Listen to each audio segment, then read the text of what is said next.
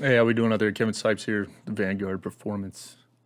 Kind of trying something new, branching out in a different direction. I just got elbow surgery, so obviously I'm not on the range, but looking at how to participate and educate in different ways, just based off things that I know. You're starting out in the shooting room, get a lot of questions on direct fire engagement process, shot process. Why is it important? Why do I need to know it? Why don't the fundamentals work? Why do I need to know this thing? If we think about why the fundamentals were made, right? They still work. They can get a shooter from point A to point B, engaging threats or targets fairly well in ideal conditions, and ensure that they won't hurt themselves or someone else. I don't disagree with that. I don't feel like the fundamentals have gone away. I think if you look through the functional elements of the shot process, you'll find them. But you know, why recreate the wheel? Well, I mean, essentially establish for a draft army, how can it get the max amount of people through complex material and achieve an end state in a short period of time and ensure they're safe both to themselves and the people that are surrounding them, and generally hit targets with consistency. Did that for a very long time. Decades of conflict and varying situations highlighted the fact that fundamentals are only necessarily dealing with the relationship between the shooter and the weapon system itself, and that's it. Environmental factors, target, what the threat is doing, having to identify threats. Is it a threat or not? Those different things come into play. So, and it's a linear, lists, if you will, from top to bottom. So, in order to combat that, creating a circular loop that's easily repeatable, right? And yes, you can understand the shot process, pre-shot, shot, and post-shot, right? That it's very simple, 3 things. However, there are functional elements to it, and then things you need to consider within those functional elements. And it's laid out really well, TC 3-22.9, or the direct fire engagement manual as well. So with marksmanship, what are we trying to do? We're trying to achieve accuracy, precision, and consistency, right? What is accuracy? I want to be able to hit a desired target or threat or point of aim, right? So if I'm on paper, a specific point of aim, if it's a threat, I want to eliminate that, right? With precision, right?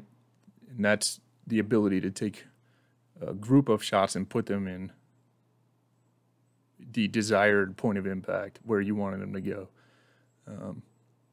There are varying factors that come into play with that, i.e. the capability of the weapon system, the capability of the shooter, and environmental factors as well, right? And then be able to do that with consistency, routinely achieve those accurate and precise shots. So we want all 3.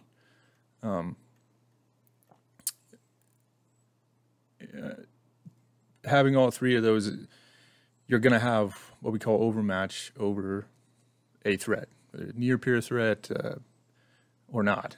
You have overmatch. I want to be smarter, faster, more lethal, and more precise than the other person. That can come from my brain, what I know, and how I know and practice and apply it, to the technology that's in my hand, on my head, on my weapon system. It can come in a multitude of ways, and a lot of people got stuck on the word lethality. We want to increase lethality. Well, that isn't hard, because I can run with scissors and be lethal. However, I can't throw scissors 400, 500, 600 yards or meters, right? So overmatch, in my opinion, would be the argument there. How do I build that? How do I make people smarter, faster, more lethal, more precise? And it comes down to knowing the different things and understanding yourself, right? Assessment, self-assessment. How am I performing? And we'll get into performance on demand, which is a big thing that I feel is incredibly important within training. What can I do right now? What can I do right now with my arm in a sling? How good am I with my primary hand? But anyway, so creating the direct fire engagement process and the shot process, which works with any weapon system that you have. It could be a vehicle gunnery system. It could be a machine gun, an automatic rifle, a rifle carbine, a pistol, AT4, a lot. It doesn't matter. Javelin. All of these things come into play, right? So if I start with the direct fire engagement process, I'm going to detect, identify, decide, engage, and assess, right? We call that the balancing loop, right? Talking about systems thinking, in order to achieve a result, I have to do these steps, which is repeatable and loops back on itself. So I would detect a threat, identify that it is a threat, decide what and how to engage. I would then engage and then assess, do I need to follow up, etc. That's reinforced down here with the shot process, pre-shot, shot, and post-shot, and I have the functional elements of it written here: stability, aim, control, and movement. Doing those things correctly, considering of knowing how to apply them with your weapon system and yourself, in conjunction with the environment and what the threat is doing, I will reinforce the balancing loop and achieve results, right? That's an easy way to break it down. So when you talk about stability, it's how I hold that weapon system to provide a consistent base. You can think about a triangle. The closer to the base of it you are, the better stability you have.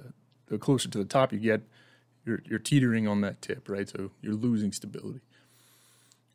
How do we identify that? Well, you identify that through sights. How much are they moving? That 9 times out of 10 is going to tell you your stability sucks. How do I fix it? Well, play with your food. Fix your stability.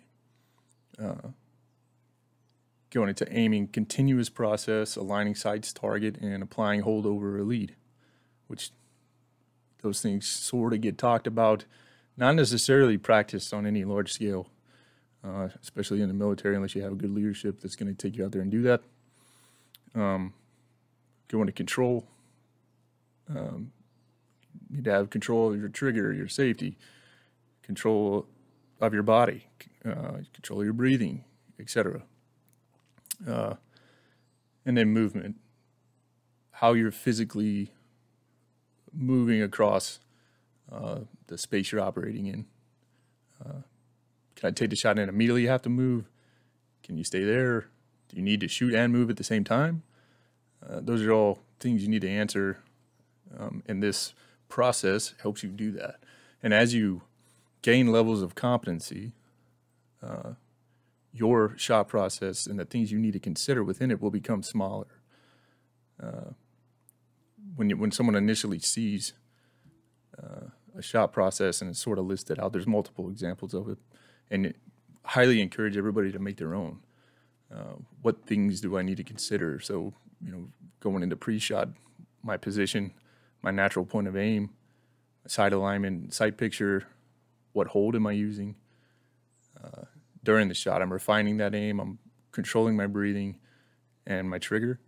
And then post-shot, my follow-through, my recoil management, calling my shot and evaluating the effects of that shot. So why is this better than the fundamentals? It gives me more information as a shooter to assess my performance and then make tweaks to it through feedback, either from a video camera, an instructor, a peer, etc. And you don't always get the same answer of, oh, your breathing is wrong, or you weren't holding your mouth right, or whatever the case. You actually have some data points to pull from to give feedback to the person you're working with. It's really what that does. And I'd given feedback to another instructor. It was like on LinkedIn, I believe. I was arguing against a ball and dummy drill, and saying it doesn't fix flinch or anticipation. That anticipation's not a bad thing. You know, and it's just dumb, and throw it out. It's no good. So, and I argued that point. I did a whole video on it, but all of this stuff, it seems like this massive amount of information, but I'm